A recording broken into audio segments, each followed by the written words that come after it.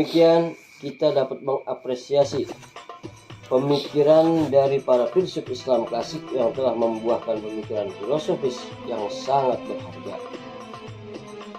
Ada 3 pokok pikiran sebagai sub masalah pada penelitian ini, yaitu 1. Pemikiran filosof-filosof muslim terkemuka tentang jiwa kita atau anda. 2. Kajian jiwa dalam kaitan tujuan hidup kita sebagai manusia. 3. Pemikiran jiwa di dalam tradisi filsafat Islam. Kajian tersebut menjadi an-nafs dalam filsafat penting, karenanya kita dapat mengadakan improvisasi pemikiran yang sangat mungkin berangkat dari pemikiran yang telah ada. Selain ini, membangun paradigma kajian ini kita tidak berangkat dari ruang vakum atau kosong. Persoalan jiwa atau an-nafs adalah salah satu bagian rohani kita sebagai manusia yang berpengaruh dalam kehidupan. Akan tetapi, pembahasan tentang an-nafs ini terus kita lakukan karena kita menginginkan jati individu kita sendiri adalah awal pengenalan terhadap Allah Subhanahu wa Ta'ala. Maka perlu kita ketahui berdasarkan uraian yang akan dipaparkan pada pembahasan ini, dan dapat kita tarik kesimpulan sebagai berikut. An-nafs adalah sesuatu yang maujud atau ada, dalam arti jiwa yang bisa dipahami sebagai sesuatu yang berbentuk fisik yang material, melekat pada individu kita sebagai manusia, tampak dan tidak tersembunyi. Tetapi pada waktu lain ia mengandung arti sebagai sesuatu yang berbentuk non-material yang mengalir pada individu fisik kita sebagai manusia, sebagai jauhar atau substansi yang berdiri sendiri. Adapun kata jiwa kita atau an-nafs disebutkan dalam Al-Quran dengan jumlah lebih dari 250 kali, jauh lebih banyak daripada kata ruh. Sedangkan kata an-nafs kadang diartikan dengan ruh dan sebaliknya. Ini menunjukkan bahwa hakikat an-nafs atau jiwa kita berasal dari ruh. Ruh adalah inti dan jiwa kita adalah bagian dari ruh. Form bagi jasad kita. Hubungan kesatuan jiwa kita dengan badan kita merupakan kesatuan secara eksiden, di mana keduanya berdiri sendiri dan mempunyai substansi yang berbeda, sehingga binasanya jasad kita tidak membawa binasa pada jiwa kita. Berdasarkan kesimpulan ini dikemukakan implikasi penelitian bahwa kita seseorang yang mengabaikan jiwa kita, maka tunggu akan kehancuran dan kebodohan yang terjadi dalam diri kita dalam memahami ajaran-ajaran Islam. Sebaliknya, keterbukaan jiwa kita di dalam menerima pendapat-pendapat sehingga tidak berakhir dengan saling kafir mengkafirkan, bagaimana akhir-akhir ini marak di Indonesia sebagai sebuah negara yang mayoritas Islam. Sebab fenomena gampang mengkafirkan ini merupakan sebuah sinyal telah merosotnya akhlak kita dari pemilik akhlak ini sendiri. Allahumma sholli ala Muhammad wa ala alihi. Kata pengantar, maka perlu kita ketahui pemikiran para filsuf tentang jiwa atau an-nafs Al-Kindi, yang mana Al-Kindi dilahirkan di Kufah sekitar tahun 185 Hijriah atau 801 Masehi. Adapun Al-Kindi dijuluki sebagai filosof Arab karena ia berdarah Arab yang pernah memperoleh penghargaan dari Khalifah Al-Mu'tasim sebagai penasihat pribadi. Menurut Al-Kindi, jiwa adalah jauhar, basit atau tunggal, tidak tersusun, tidak panjang, dalam, dan lebar. Jiwa berciri ilahi, lagi ruhani, mempunyai arti sempurna dan mulia. An-nafs merupakan jauhar rohani, maka hubungannya dengan tubuh kita bersifat eksiden. Kendatipun an-nafs bersatu dengan tubuh kita yang dengannya ia dapat melakukan kegiatannya, namun an-nafs tetap terpisah dan berbeda dengan tubuh kita. sehingga ia kekal setelah mengalami kematian. Al-Kindi menjelaskan bahwa pada jiwa kita sebagai manusia terdapat 3 daya, yaitu daya bernafsu atau al-quwwah as-sahwatiyah yang terdapat di perut.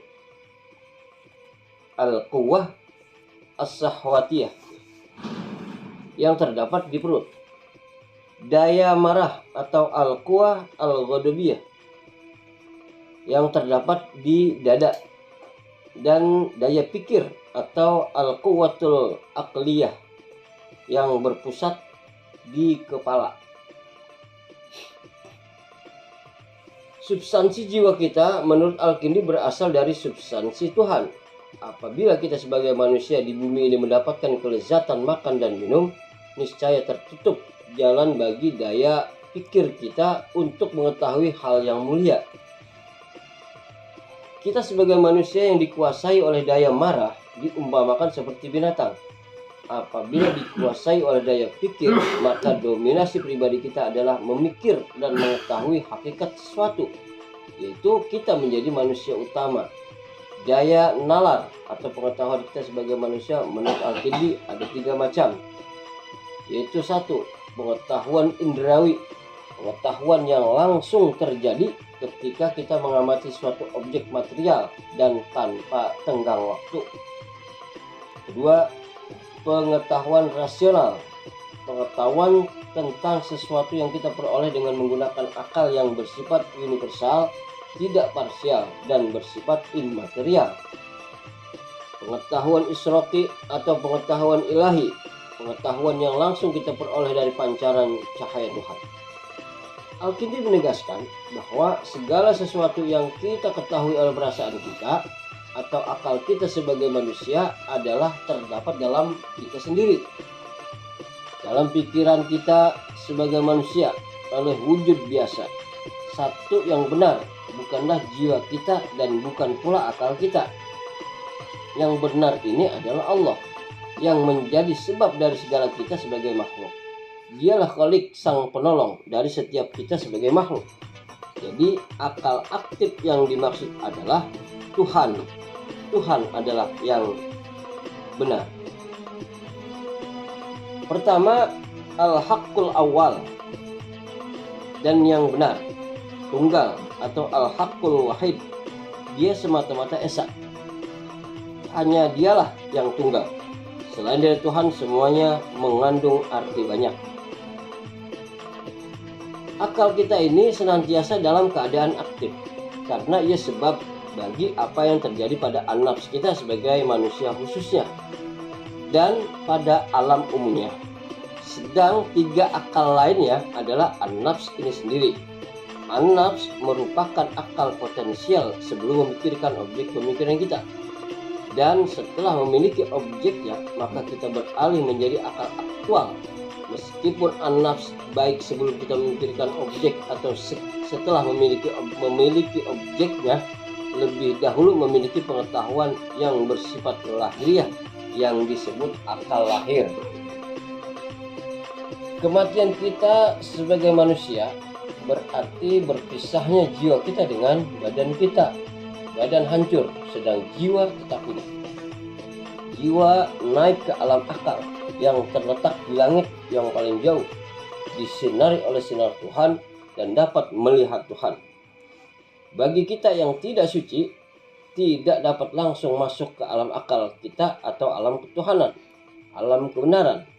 Namun harus mengembara di alam bulan dan setelah bersih menyucikan individu kita, maka naik ke palak-palak berikutnya sampai ke palak terjauh.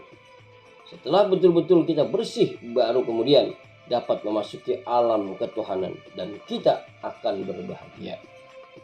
Al-Kindi menurut artikel hendak berkata bahwa beliau tidak percaya pada kekekalan hukuman terhadap jiwa kita, tetapi meyakini bahwa pada akhirnya jiwa kita akan memperoleh keselamatan dan naik ke alam akal. Bagi pembuat artikel, satu sisi Al-Kindi tidak melakukan pembahasan mendalam tentang an-nafs, tetapi beliau lebih kepada interogasi tentang an-nafs. Argumen ini didasarkan pada tidak kita temukannya sisi pembumian an-nafs dalam uraian panjangnya. Lalu perlu juga kita ketahui, Al-Farabi nama lengkapnya adalah Abu Nasr Muhammad bin Tarkhan Al-Farabi. Lahir tahun 257 sampai dengan tahun 339 Hijriah atau tahun 870 Masehi sampai dengan tahun 950 Masehi. Ia disebut the second teacher. Setelah Aristoteles, ia juga disebut the founder of Islamic political philosophy. Ia salah satu filosof Islam paling besar yang menaruh perhatian mendalam pada eksistensi jiwa. Menurutnya, jiwa yang ada dalam tubuh kita sebagai manusia memancar dari akal ke-10. Jiwa adalah jauhar rohani sebagai bentuk dari jasad kita. Bagi Al-Farabi, jiwa yang terdapat pada kita sebagai manusia mempunyai daya atau kekuatan sebagai berikut. 1. Daya kekuatan gerak atau al-quwatul muharrikah, mendorong untuk makan, memelihara, dan berkembang. 2. Daya atau kekuatan mengetahui atau al-quwatul mudrikah.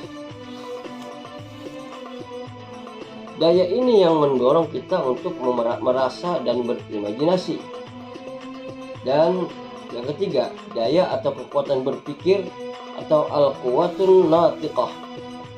Daya ini yang mendorong kita untuk berpikir secara teoritis dan praktis.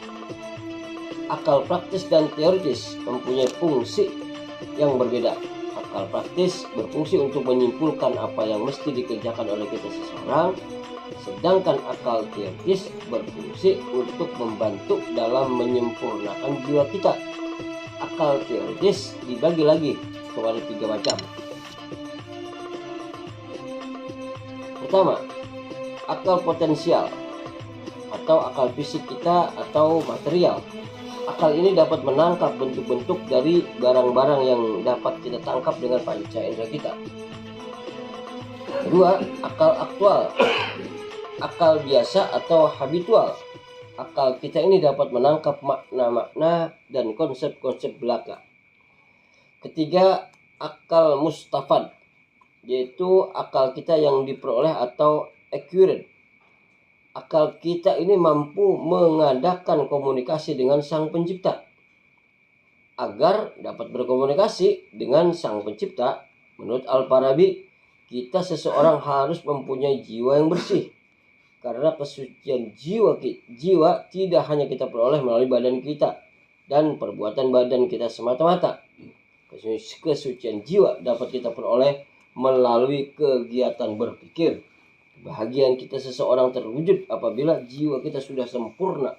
Dan kesempurnaan jiwa kita menurut Al-Farabi adalah puncak jati individu kita. Salah satu indikasi kesempurnaan jiwa kita ialah apabila kita sudah tidak lagi berhajat kepada materi.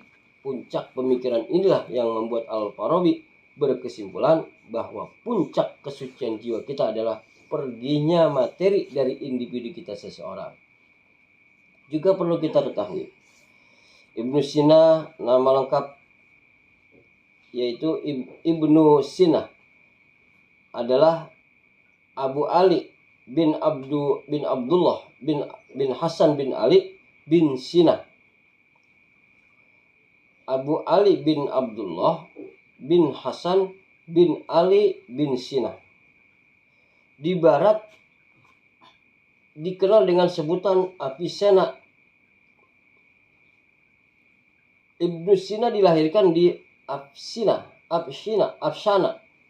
dekat Bukhara pada tahun 380 Hijriah atau tahun 980 Masehi, dan meninggal dunia pada tahun 1037 Masehi dalam usia 58 tahun. Ia berpendapat tentang jiwa sama dengan Al-Farabi, yakni menganut paham pancaran dari Tuhan. memancar akal pertama sampai akal ke-10. Jiwa memancar dari akal ke-10. Ibnu Sina sebagai membagi jiwa kepada 3, yaitu pertama, jiwa kita tumbuh-tumbuhan dengan daya makan, tumbuh, berkembang biak. Kedua, jiwa binatang dengan daya gerak, menangkap dari luar dengan panca indera kita dan menangkap dari dalam dengan indera-indera dalam kita. Ketiga, jiwa kita sebagai manusia dengan 2 daya, yakni daya praktis atau hubungan kita adalah dengan badan kita, dan daya teoritis atau hubungan kita adalah dengan hal-hal abstrak. Daya ini mempunyai beberapa tingkatan, yaitu akal material, yaitu potensi untuk berpikir dan belum kita latih. Kedua, akal al-malakat yang telah mulai kita latih untuk berpikir hal-hal yang abstrak. Ketiga, akal aktual yang telah dapat berpikir tentang hal-hal yang abstrak. 4, akal mustafad, akal yang sanggup berpikir tentang hal yang abstrak, akal yang telah terlatih, yang sanggup menerima limpahan ilmu pengetahuan dari Allah atau al-Syahrastani. Menurut Ibnu Sina, jiwa atau an-nafs merupakan substansi atau jauhar yang bukan materi dan bukan pula berada pada materi. Bukan materi dan bukan pula berada pada materi. Jiwa berwujud rohani atau immaterial yang berada dalam tubuh kita dan dapat mengendalikan tubuh kita secara langsung. Jiwa menjadi sebab hidup, penggerak, dan pengendali tubuh. Badan mempunyai peran ambivalen terhadap jiwa kita sebagai manusia, sebab permulaan badanlah yang menolong jiwa kita untuk dapat berpikir, yakni indera lahir dan indera batin yang dimiliki oleh jiwa binatang yang dapat membantu kita sebagai manusia untuk memperoleh wujud empiris dan makna. Selanjutnya, daya akal praktis kita berupaya mengendalikan jiwa tumbuh-tumbuhan dan binatang agar akal teoritis dapat mengaktual dengan sempurna. Jiwa kita sebagai manusia yang sempurna sebelum wafat, setelah wafat berbahagia selamanya di akhirat. Jiwa hidup berbahagia tanpa badan kita. Adapun jiwa kita yang banyak dipengaruhi oleh hawa nafsu tubuh kita, maka akan hidup dalam penyesalan. Ibnu Sina berpandangan bahwa jiwa kita sebagai manusia berbeda dengan tumbuhan dan hewan yang hancur dengan hancurnya jasadnya. Jiwa kita sebagai manusia akan kekal dalam bentuk individual yang menerima pembalasan di akhirat. Akan tetapi, kekalnya ini dikekalkan Allah atau al-khulud. Jiwa kita dengan keabadian ini naik ke derajat yang tidak berkesudahan dan kekal. Jadi jiwa kita adalah baharu karena diciptakan atau punya awal, dan kekal atau tidak punya akhir.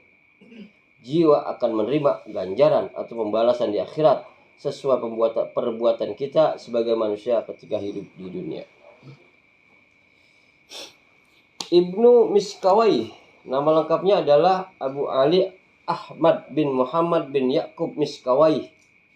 Ia dilahirkan di Rai, Iran pada tahun 330 Hijriah atau tahun 940 Masehi dan wafat di Isfahan pada tahun 421 Hijriah atau tahun 1030 Masehi. Menurutnya, jiwa adalah ruhani yang tidak hancur dengan sebab kematian jasad kita. Ia adalah kesatuan yang tidak terbagi-bagi dan akan selalu hidup. Jiwa kita dapat menangkap keberadaan zatnya, dan ia mengetahui aktivitasnya. Argumen yang dimajukan ialah jiwa kita dapat menangkap bentuk sesuatu yang berlawanan dalam waktu yang bersamaan, seperti warna hitam dan putih, sedangkan badan kita tidak dapat membedakannya. Ibnu Miskawai menyatakan, bahwa jiwa kita yang tidak dapat dibagi-bagi ini tidak mempunyai unsur, sedangkan unsur-unsur hanya terdapat pada materi. Namun demikian, jiwa kita dapat menyerap materi yang kompleks dan non-materi sederhana. Mengenai balasan di akhirat, sebagaimana Ibnu Miskawayh juga menyatakan bahwa jiwalah yang akan menerima balasan atau kebahagiaan dan kesengsaraan di akhirat. Karena kelezatan jasmaniah bukanlah kelezatan yang sebenarnya. Kajian an-nafs atau jiwa dalam kaitan tujuan hidup kita sebagai manusia. Kata nafs atau jiwa disebutkan hampir sebanyak 300 kali di dalam Al-Quran. Kata ini hanya merupakan kata ganti refleksif, sehingga bisa digunakan untuk kita sebagai manusia, Tuhan, dan sebagainya. Yang dimaksud dengan kata refleksif yaitu kata individu atau sep. Al-Quran juga menggunakan istilah ini dalam arti yang tidak terlalu refleksif, meskipun kata individu atau sep tetap menjadi terjemahan yang lebih baik dari kata jiwa atau soul. Oleh pembuat artikel, jika jiwa kita atau an-nafs yang kita bahas ini adalah bukan pada tataran bentuk fisik kita sebagai manusia, melainkan an-nafs atau jiwa dalam pembahasan ini adalah sebuah substansi yang mulia bertengger dalam rangka badan kita sebagai manusia. Dengan demikian, kita sebagai manusia ini memiliki nilai alamnya lain, substansinya berdiri sendiri, atau an-nafs jauhar qaim bizatih. Jiwa kita atau an-nafs tergolong alam asghar, yaitu termnya sangat halus, tetapi eksistensinya memiliki arti yang sangat besar dalam konteks alam akbar atau fenomena kehidupan. Ia menjadi tajalli atau cerminan terhadap segala sesuatu dalam pemahaman bumi kita. Yakni jika segumpal darah itu baik, maka baik pula lah segala kehidupan kita. Kehidupan itu. Ini jelas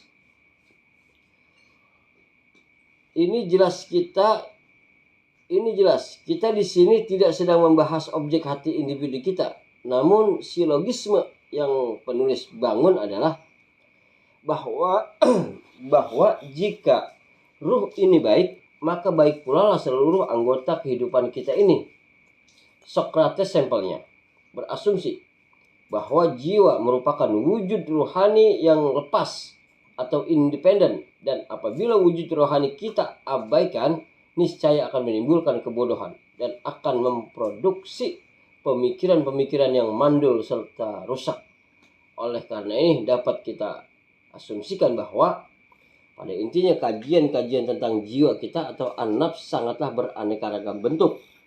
Pandangan-pandangan yang ditransformasikan sesuai bidang ilmu pengetahuan oleh kita masing-masing pemberi komentarnya yang ada. Sampelnya, jiwa dalam pandangan filosof tentunya berbeda dengan jiwa dalam pandangan kaum mistik atau sufisme. Dalam pandangan para filosof sendiri juga berbeda pendapat, seperti jiwa yang ditampilkan oleh kelompok idealisme dari kelompok materialisme. Begitu juga pandangan an-nafs dalam Al-Quran dan an-nafs dalam pandangan ahli kalam. Hal yang menjadikan pembahasan an-nafs ini menjadi lebih seksi karena di dalamnya muncul beberapa pandangan tentang nafs atau jiwa ini sendiri.